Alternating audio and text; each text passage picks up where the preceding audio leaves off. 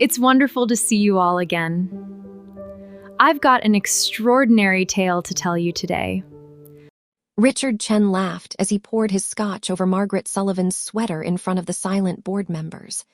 The amber liquid bloomed across the cream-colored wool like a spreading bruise, the sharp, peaty scent of the expensive alcohol clashing with the sterile air of the Blackwell library.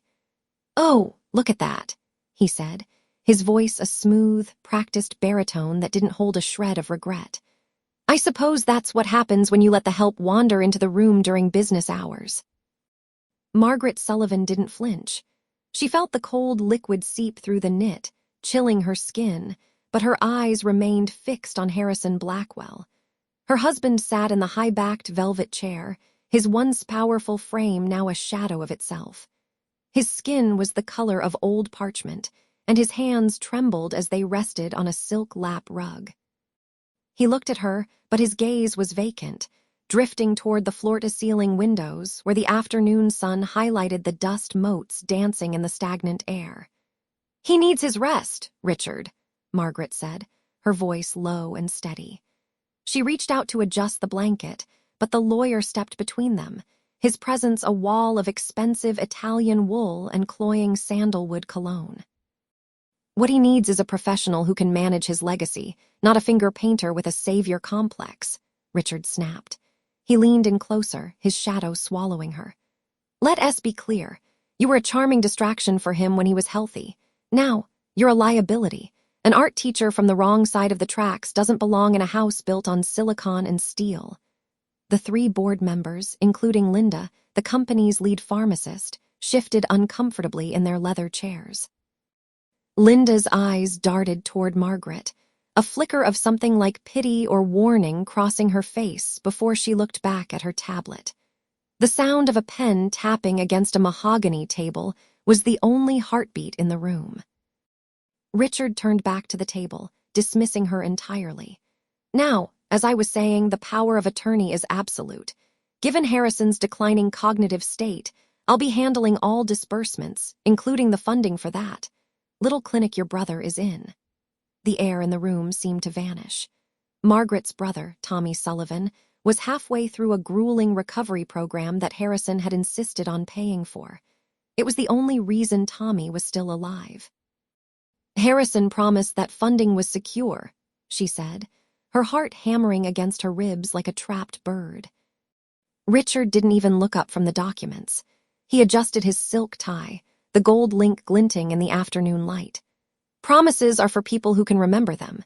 If you want that check to clear next month, I suggest you spend more time in your studio and less time hovering over a man who barely knows your name." He picked up a small, amber vial from the side table, the supplement Harrison was supposed to take 3 times a day, and began to unscrew the cap. The sound of the plastic seal breaking was like a gunshot in the silent room. Margaret watched his hands. She noticed the way his thumb brushed the rim of the glass, a tiny, practiced motion. Her eyes, trained for years to catch the subtle shift in a shadow or the slight imbalance in a composition, caught something else. A faint, oily residue on the dropper. A smell, sharp and metallic, cut through the heavy scent of the scotch and the sandalwood.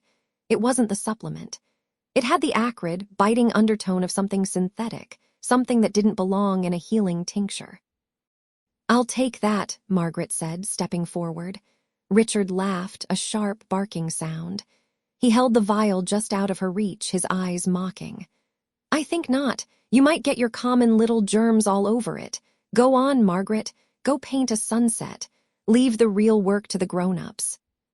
He turned his back to her, moving to administer the drops to the man who was supposed to be his friend and employer. Margaret watched as he tilted Harrison's head back. Her husband's mouth opened slightly, a submissive, unconscious gesture that made her stomach turn. Margaret felt the rage, hot, bright, and suffocating, rise in her throat. She looked at the board members, who were already packing their bags, avoiding the scene. She looked at the man she loved, who was slipping further into a fog she now realized was being manufactured drop by agonizing drop. She reached into the pocket of her damp sweater, her fingers brushing against her phone.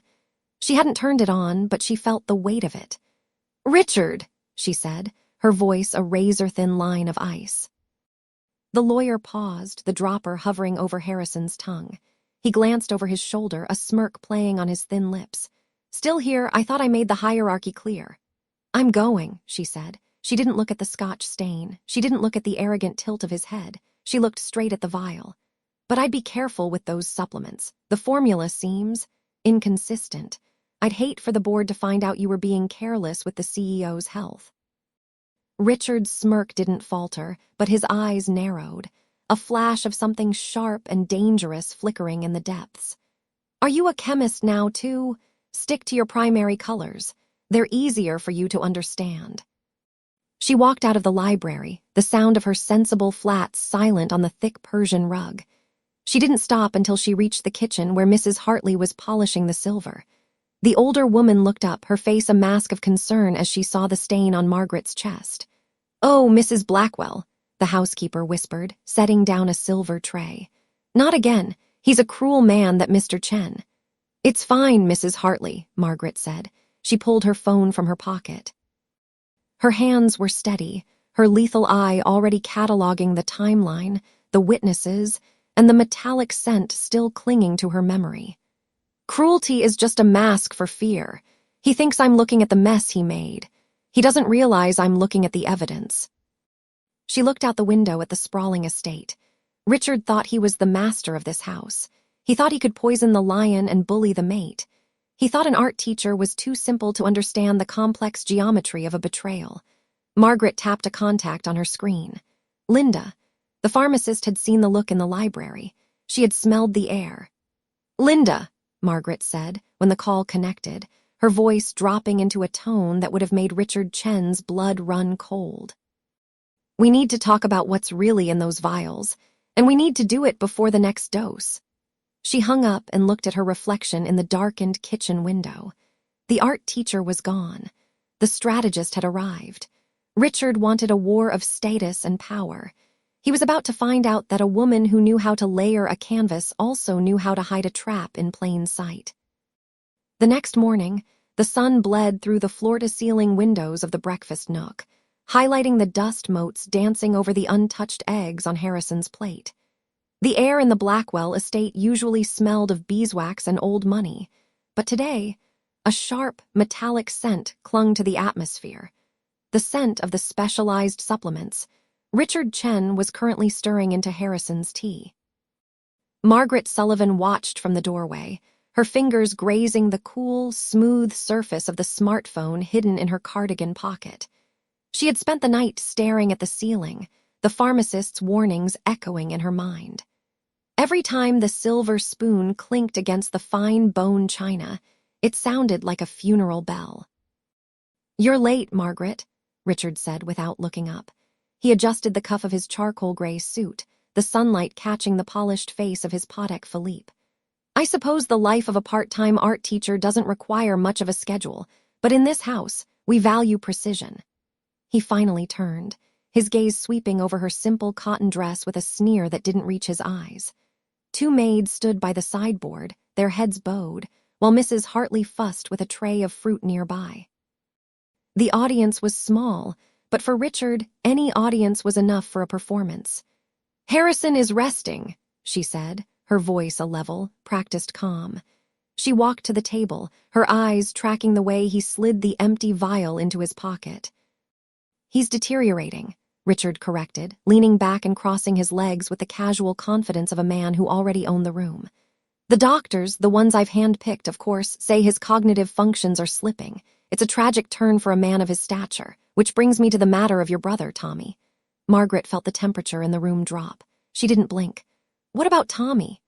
"The specialized facility he's in is quite expensive," he said, picking up a piece of dry toast. "Harrison was happy to sign those checks when he was himself. But as his legal guardian and the executor of the Blackwell estate, I have to be more pragmatic. We're looking into more cost-effective options for the boy. Perhaps a state-run ward. They're grim, I hear, but we must tighten the belt." One of the maids gasped softly, quickly masking it with a cough. Mrs. Hartley's hands trembled as she rearranged the grapes on the tray. "He's a human being, Richard, Not a line item in your ledger, she replied. He laughed, a dry, grating sound.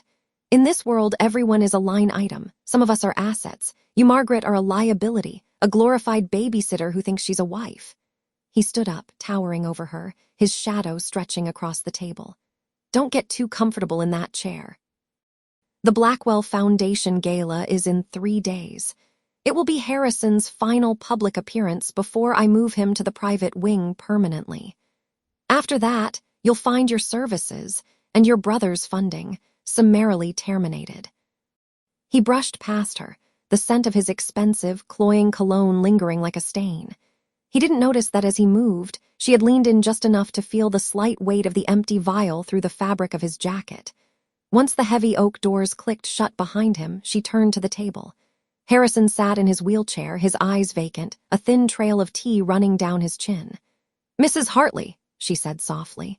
The housekeeper looked up, her eyes bright with unshed tears. "It's not right, ma'am."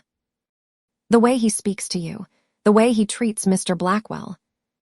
"I know," she said, pulling the phone from her pocket and stopping the recording.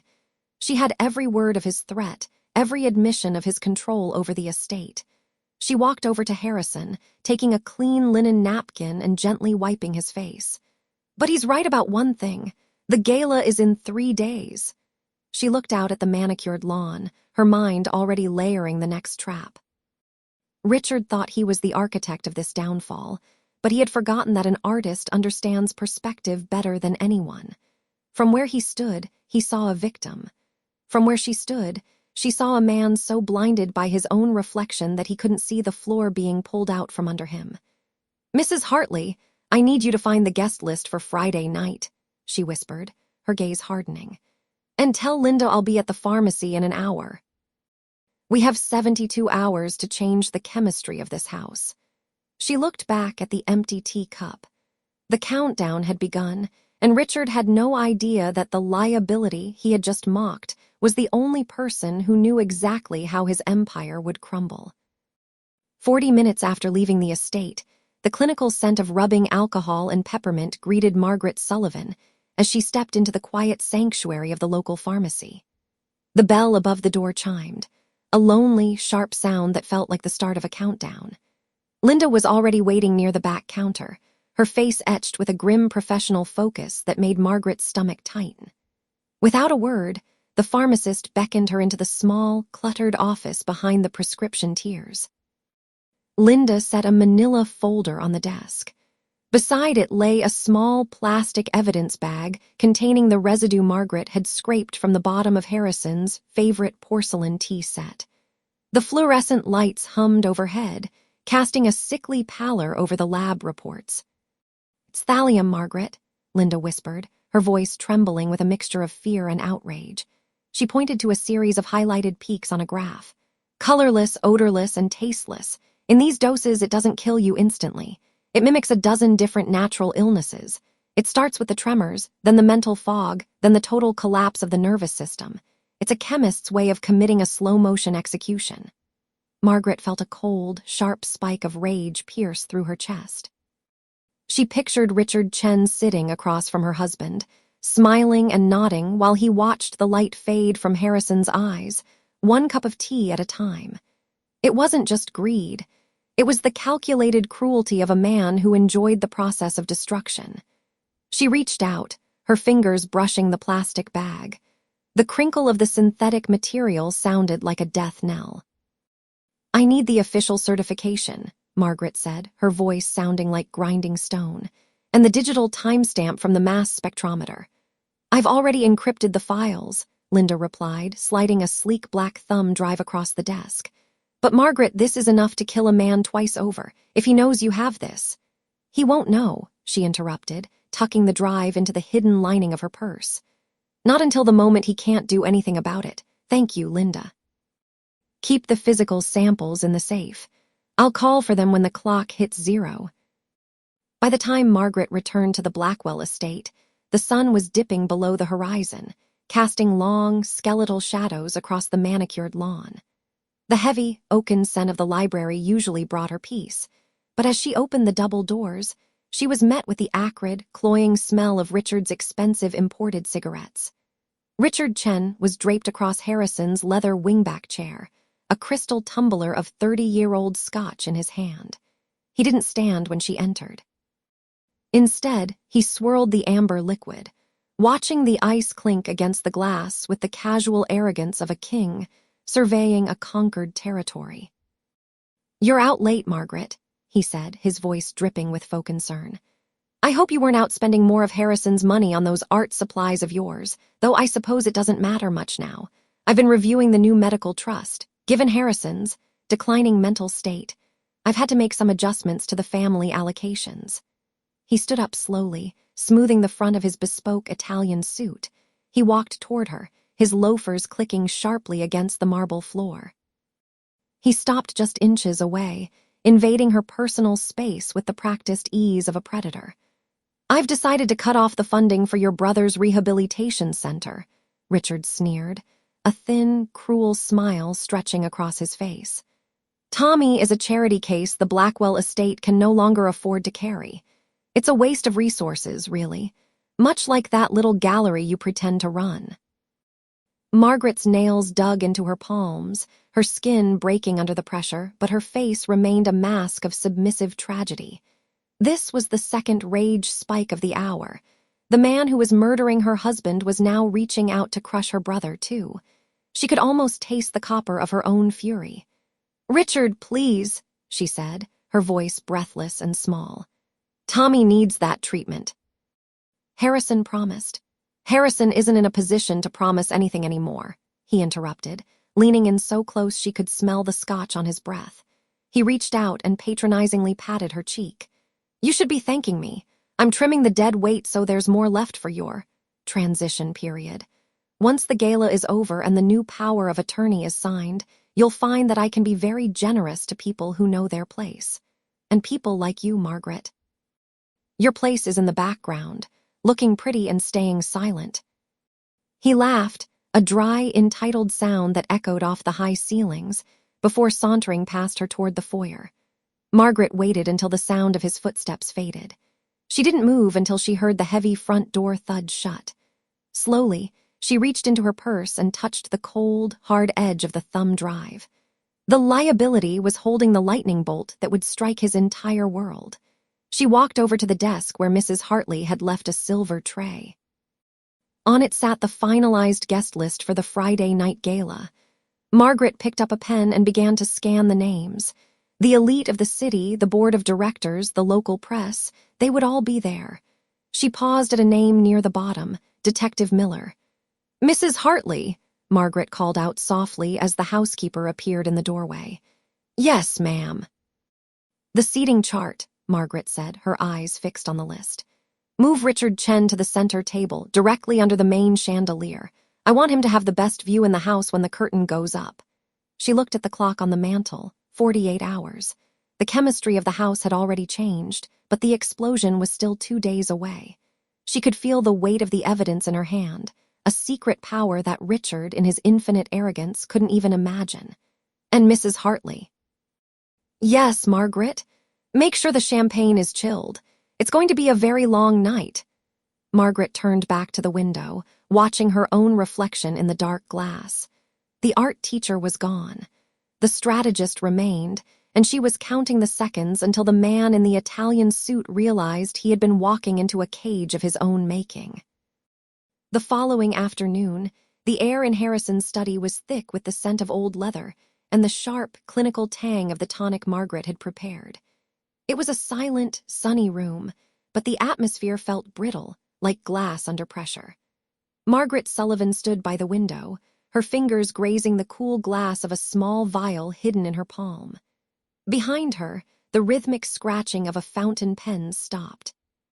Richard Chen looked up from the mahogany desk, his Italian silk tie loosened just enough to signal he already felt like the master of the house. He didn't ask permission to sit in Harrison's chair anymore. He simply occupied it. "You're still here, Margaret?" he asked, his voice dripping with the casual condescension of a man who had already mentally spent his client's fortune. "I thought you'd be at the hospital. Your brother's bills aren't getting any cheaper, are they?" Margaret turned slowly. She didn't let the rage show in her eyes, though it burned in the back of her throat like acid. This was the first rage spike of the day, the way he used Tommy's life as a lever. "The bills are managed, Richard," she said, her voice a model of strategic calm. He chuckled, a dry, grating sound that filled the quiet room. "Managed. Right.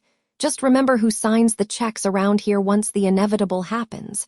You've been a dedicated little nurse, I'll give you that. But after the gala tomorrow night, the help won't be necessary anymore. I've already drafted the papers to move Harrison to a more permanent care facility."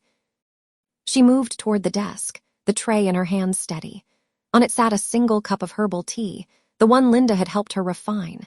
It wasn't just tea, it was the undoing of weeks of slow, methodical poisoning. Richard barely glanced at it. He was too busy admiring his own reflection in the polished surface of a gold-plated paperweight. "You seem very certain about the future," she remarked, setting the tray down.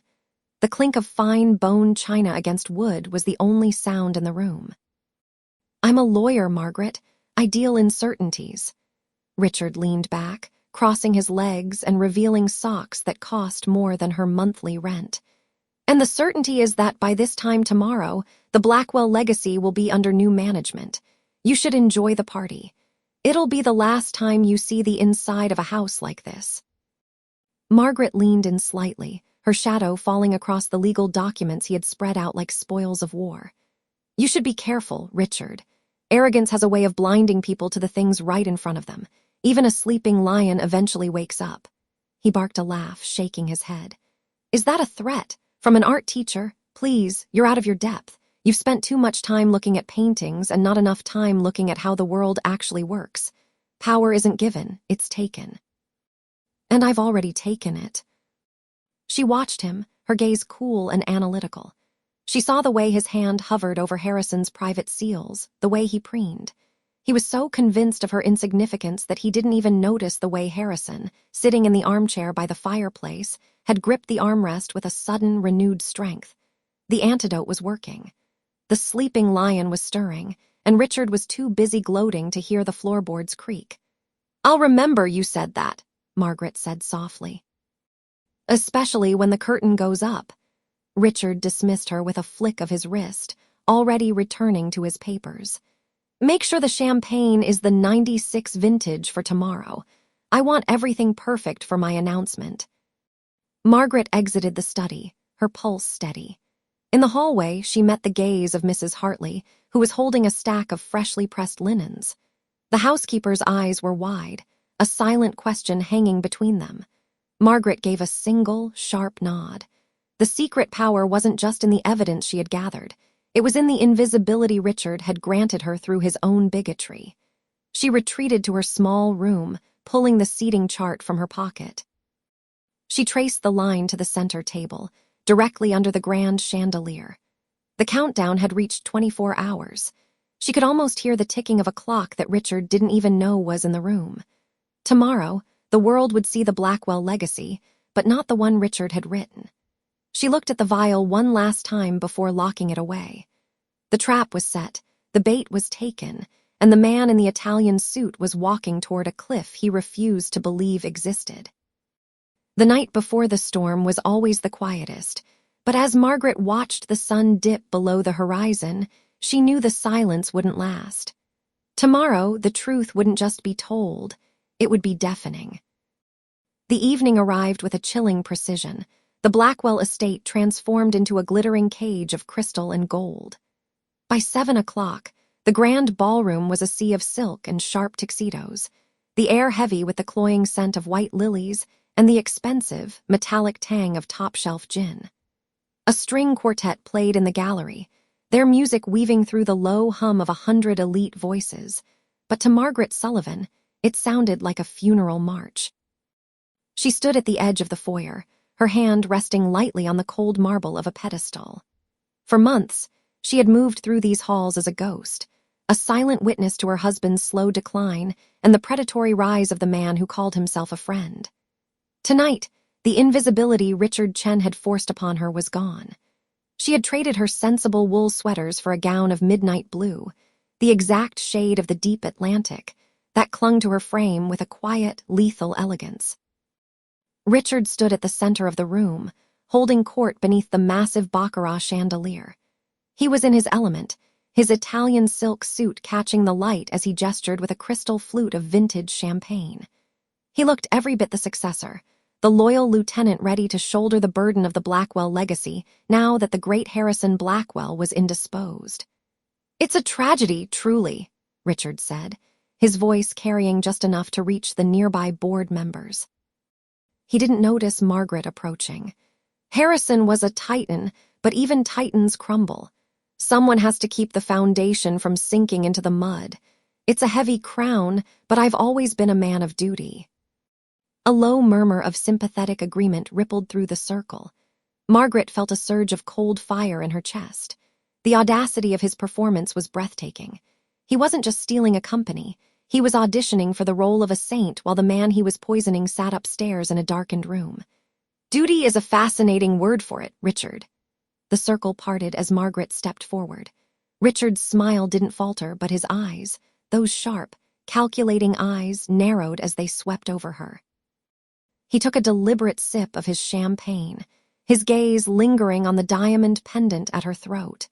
It was a piece Richard had tried to inventory for the estate months ago, claiming it was too valuable to be left in an unlocked drawer. "Margaret," Richard said, his tone dripping with a patronizing warmth that made her skin crawl. "I didn't expect to see you down here. I thought you'd be upstairs, tending to the patient. You look quite refreshed, though perhaps a bit overdressed for a woman in mourning." "I'm not in mourning," she replied, her voice steady and clear, cutting through the quartet's melody. "And Harrison isn't a patient. He's my husband. I thought it was time the board remembered that." One of the older board members, a man named Sterling who had known Harrison for 30 years, leaned in. "Good to see you, Margaret. How is he?" Richard mentioned the neurological decline has been aggressive. "Aggressive is one word for it," Margaret said, her eyes locked on Richard's face. She saw the tiny muscle in his jaw twitch. "But the doctors are finding the cause to be much more specific than we originally thought. It's amazing what a change in environment and diet can do." Richard took a step toward her, invading her personal space. The scent of his cologne, something spicy and arrogant, filled the air. "Margaret, dear, you're clearly exhausted. The stress is making you talk in circles. Why don't you head back to the wing? I'll have Mrs. Hartley bring you some tea. This isn't the place for family drama." He reached out to grip her elbow, his fingers digging in with a warning pressure. It was a move he'd used a dozen times before to steer her out of rooms, to silence her in front of lawyers, to remind her who held the keys to the kingdom. Margaret didn't flinch. She leaned in, her lips inches from his ear, whispering so only he could hear. "If you touch me again, I'll scream so loud the police in the driveway won't even need their radios to find us." Richard froze. He pulled his hand back as if he'd touched a hot stove, his face flushing a deep, mottled red. For a second, the mask slipped, revealing the snarling bully beneath the polished lawyer. "You're playing a dangerous game," he hissed under his breath. "I'm not playing, Richard. I'm winning." She turned away from him, leaving him standing in the center of the circle he'd worked so hard to dominate. She could feel his eyes on her back like a physical weight, but she didn't care. She scanned the room, spotting Mrs. Hartley near the buffet, her face a mask of professional neutrality, though her eyes signaled that everything was in place. Near the rear exit, a man in a nondescript suit caught Margaret's eye and gave a single, sharp nod. Detective Miller was ready. Margaret moved toward the tech booth disguised behind a velvet curtain near the podium. She felt the weight of the silver clutch in her hand, the small encrypted drive inside feeling heavier than a bar of lead. This was the secret power she had cultivated in the shadows, the bridge between Richard's arrogance and his ruin. The lights in the ballroom dimmed slightly, a signal that the presentation was about to begin. Richard, ever the opportunist, smoothed his tie and began walking toward the stage. He looked confident again, his ego quickly patching over the crack she had made. He believed he was about to deliver the final blow, a speech that would officially name him as the interim head of Blackwell Tech. Margaret reached the shadows of the tech booth, her fingers brushing the velvet. She watched as Richard stepped onto the podium, the spotlight hitting him, turning his hair silver and his smile brilliant. He tapped the microphone, the sound echoing through the hall like a gavel. "Ladies and gentlemen," Richard began, his voice booming with false humility. "Tonight, we honor a legacy, but more importantly, we look toward a future where that legacy is protected from those who would see it fail."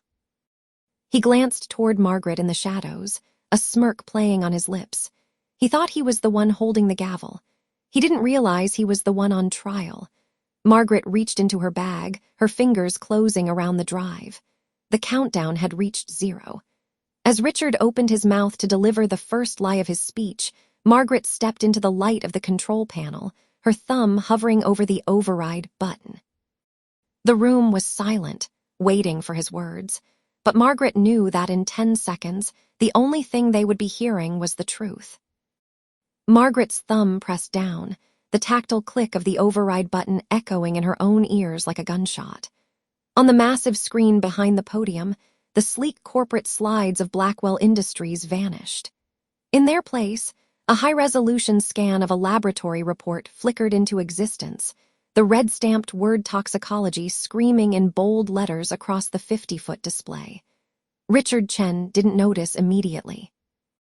He was still leaning into the microphone, his chest puffed out with the unearned pride of a man who thought he'd already won. "We must remain vigilant against those who would exploit Harrison's temporary weakness for their own gain," he declared, his voice booming through the hall. A low, confused murmur rippled through the audience. It started at the front tables where the board members sat and surged backward like a tide. Richard frowned, his eyes scanning the crowd for the source of the distraction. He turned his head slightly, his gaze catching the blue glow of the screen behind him. The blood didn't just leave Richard's face. It seemed to evaporate, leaving behind a gray, waxy mask of terror. His eyes, usually sharp with calculated malice, bulged until the whites showed all the way around the irises, darting toward the screen and then back to the crowd like a trapped animal. His jaw didn't just drop.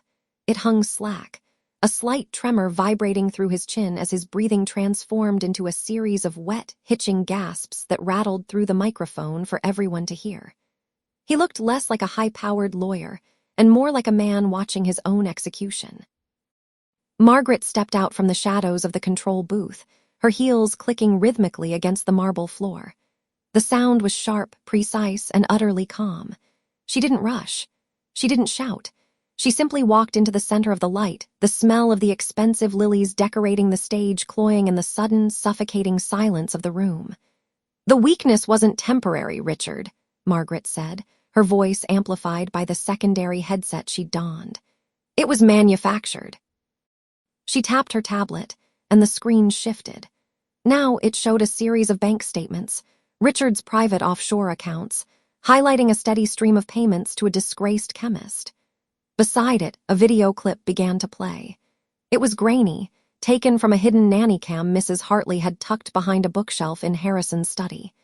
In the footage, Richard was clearly visible, his expression bored as he emptied a vial of clear liquid into Harrison's evening tea. The room erupted. Harrison Blackwell stood up from his seat in the front row. He looked thinner than he had a month ago, his tailored suit hanging slightly loose, but his eyes were clear for the first time in weeks. He stared at Richard, not with anger, but with a cold, devastating realization. Beside him, Mrs. Hartley gripped her pearls, her face tight with vindication. "Richard," Harrison whispered, the word carrying through the silent hall. "It's a fabrication." Richard finally found his voice, though it was an octave higher than usual, cracking under the weight of the evidence. He gripped the edges of the mahogany podium so hard his knuckles turned a ghostly white. "This woman is a disgruntled employee. She's manipulated the data. Harrison, you know me. You know I've been your most loyal." "I know the taste of that tea," Harrison interrupted, his voice gaining strength. Detective Miller stepped out from the back of the room, his heavy boots thudding against the carpeted aisle. He wasn't alone. 2 uniformed officers followed him, their silver badges catching the harsh glare of the spotlights. The board members, men and women who had shared drinks with Richard only an hour ago, began to physically push their chairs away from him, creating a literal circle of isolation around the podium. Margaret reached the edge of the stage. She looked up at Richard, her expression as unreadable as a frozen lake. "You told me once that people like me were just noise in the background of your life," she said softly, though the microphone caught every word. "It turns out the noise was actually a countdown." She didn't wait for him to respond. She didn't stay to watch the handcuffs click shut or listen to the desperate, frantic lies he was already beginning to scream. She turned her back on him, the heavy velvet curtains framing her exit. As she walked toward the foyer, she heard Richard's voice rising to a shriek behind her, claiming a conspiracy, claiming he was the victim. But through the open doors, she could see the guests turning their backs, their faces twisted in disgust as they looked away from the man who had been their golden boy only minutes before. Richard was shouting into a void, and for the first time in his life, no one was listening. The silence in the foyer was a physical weight, pressing against the gold-leafed walls as the echoes of the stage reveal still vibrated in the air. Margaret moved through the space with a newfound lightness, the hem of her simple black dress fluttering against her ankles. Behind her, the heavy velvet curtains of the auditorium were still swaying, but the world she had just left behind was already fracturing. Richard was not going quietly. His voice, usually a smooth instrument of persuasion, had sharpened into a desperate, jagged edge that carried through the open doors. He was cornered near the marble fountain, his back against the cool stone as Detective Miller stepped into his personal space. The guests who had once clamored for his attention now formed a wide, silent circle, their faces illuminated by the harsh flash of a photographer's bulb. "This is a fabrication," he shouted, his hands trembling as he pointed a finger at the retreating back of the woman he had spent months belittling. "She's an art teacher. She paints pictures for children. You're going to take the word of a disgruntled relative over a senior partner at Blackwell Legal." Detective Miller didn't blink. He reached into his blazer and pulled out a thick envelope, the official seal of the state laboratory catching the overhead light. "We aren't taking her word for it, Mr. Chen. We're taking the word of the blood toxicology report and the digital trail you left on the offshore accounts." Margaret stopped near the exit, turning just enough to witness the collapse. She watched as Linda stepped forward from the shadows of the hallway. The pharmacist looked small in the grand setting, but her voice was steady as she held up a digital tablet displaying a series of flagged prescriptions. "The thallium levels in the supplements you provided to Harrison weren't a mistake, Richard," Linda said, her voice echoing in the sudden hush. "I tracked the batch numbers." "You didn't just buy them. You had them custom synthesized under a shell company. I have the delivery signatures." The color drained from Richard's face like water from a broken glass. His eyes darted around the room, searching for a single friendly face, but he found only a wall of cold, judgmental stares.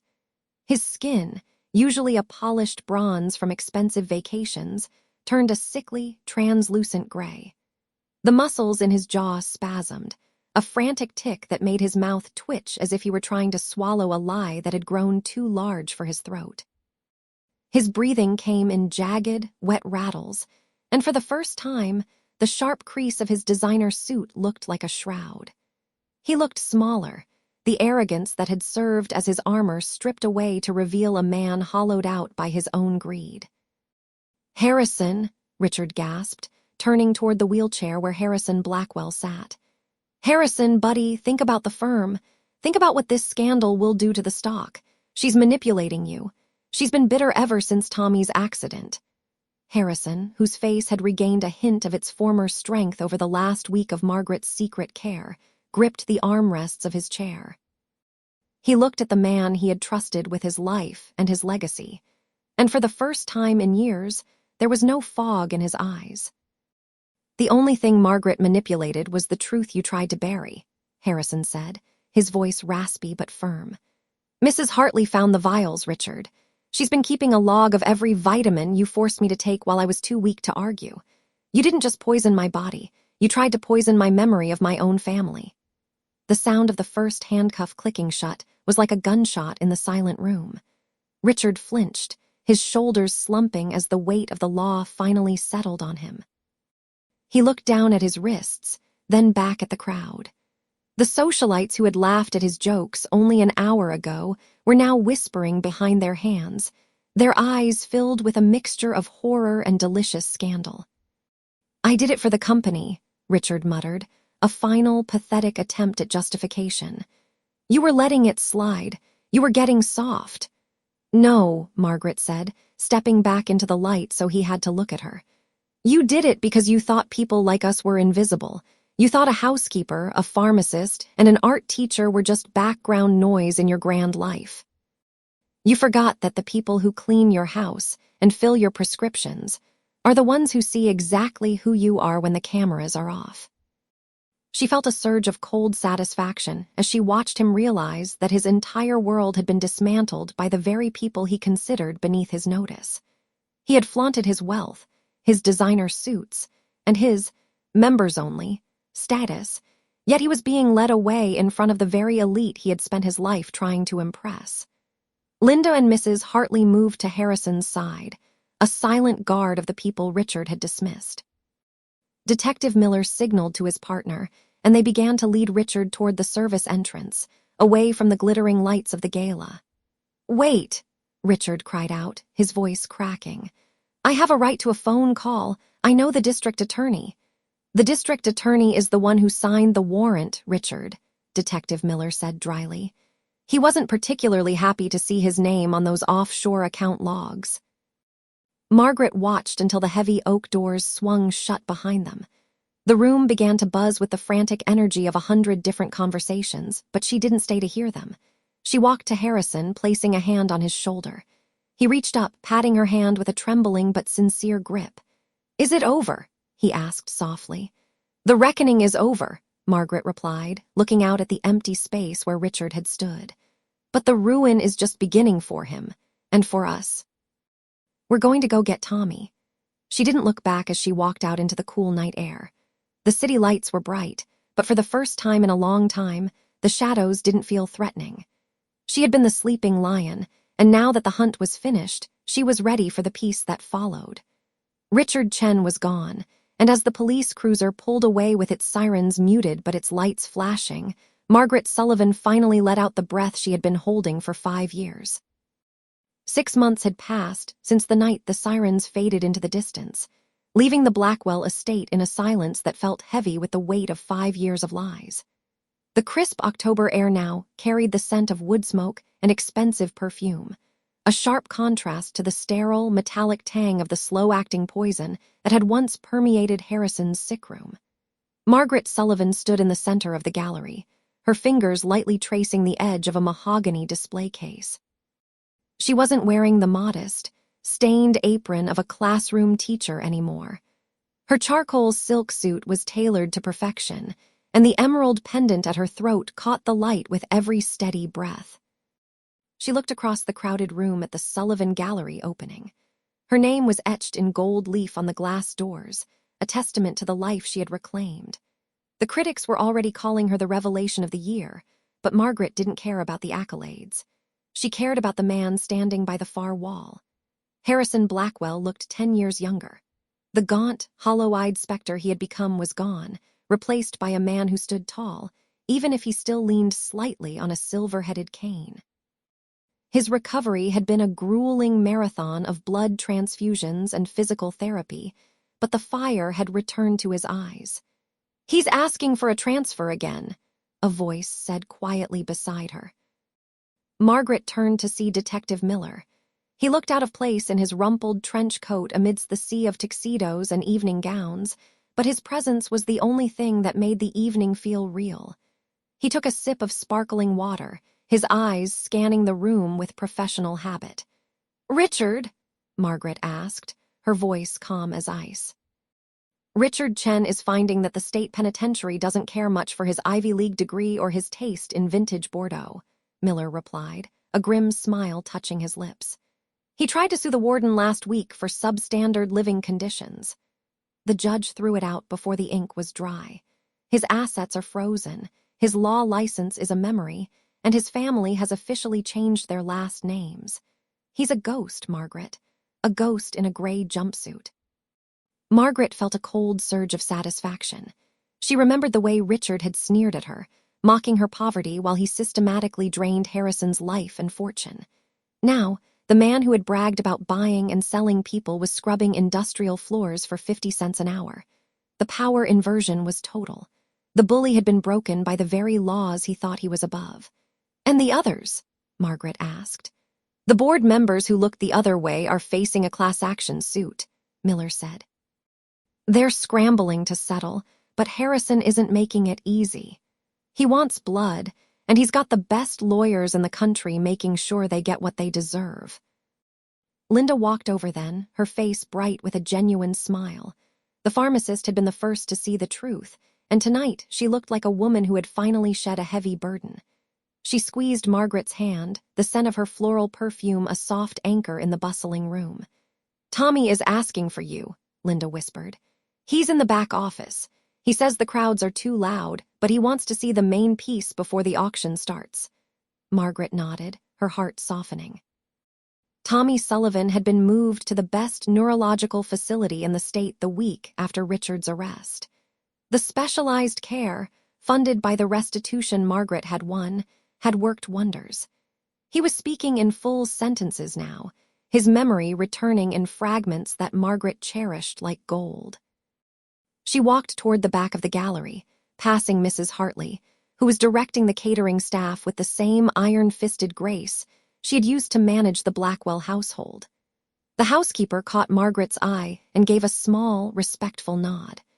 They shared a secret that no one else in the room could understand, the memory of the long, dark nights when they were the only two people standing between Harrison and a shallow grave. Margaret entered the private viewing room. Tommy was sitting in a high-backed chair, looking at the large canvas that stood on the central easel. It was the centerpiece of the show, the only painting not for sale. "It looks like you, Maggie," Tommy said, his voice a bit raspy but clear. "But it looks like a storm, too." Margaret looked at the painting. It was a study of a lioness, half hidden in the tall grass. Her eyes weren't focused on a prey, but on the horizon. The brushwork was aggressive, the colors deep and bruised. It was the masterpiece of her life, a visual representation of the sleeping lion that had been forced to wake up. Harrison stepped into the room, the door clicking shut behind him. He walked to Margaret's side, his hand finding hers. His grip was strong, but there was a tremor in it that only she could feel. This was the cost. They had won. Richard was in a cage, their fortune was restored, and Tommy was healing. But the innocence of their marriage was gone. They were no longer just a husband and wife. They were survivors of a war that had left scars on their souls. They lived in separate wings of the house now, the silence between them filled with the ghosts of the things Richard had made them believe about each other. "It's beautiful," Harrison whispered, looking at the lioness. "But she looks lonely." "She isn't lonely," Margaret said, her voice steady as she looked at the image of the predator she had become. "She's just finished the hunt, and now she's finally allowed to rest." She squeezed his hand, a bittersweet acknowledgement of the distance between them. The justice was perfect, the revenge was absolute, but as Margaret Sullivan looked out at the empire she had saved, she knew the shadows would always be there, lingering just at the edge of the light. She had protected her pride, but the cost of the kill was a weight she would carry forever.